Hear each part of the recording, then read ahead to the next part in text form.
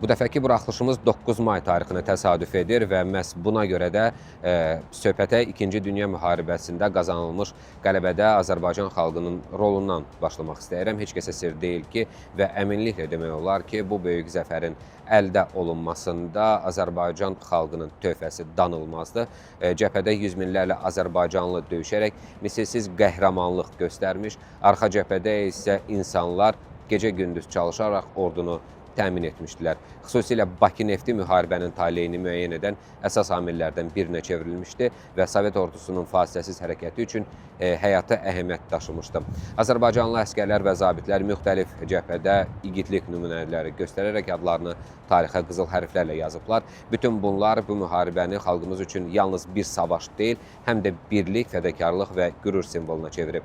Elə bu mövzunun davamı olaraq qeyd edim ki, ötən il qələbənin 80 illiyini həsr etdiyim Qələbənin Qanı sənədli filmində 2-ci Dünya müharibəsində Azərbaycanlıların unudulmayan qəhrəmanlıq salnaməsini təqdim etmişəm. Filmdə ön cəbhənin neftlə təmin olunması üçün arxa cəbhənin tükənməz əməyi, eləcə də xalqımızın misilsiz şücaəti geniş şəkildə əks olunubdur. Bu ekran işi vasitəsilə xalqımızın müharibədəki həlledici rolunu yenidən gündəmə gətirməyə çalışmışam və neftimiz, əməyimiz və minlərlə soydaşımızın qanı ilə yazılan qələbəyə aparan yol bu filmdə canlandırılıb. Qeyd edim ki, filmin linki bu videonun açıqlama hissəsində yerləşdirilibdir və linka daxil olaraq filmi izləyə bilərsiniz.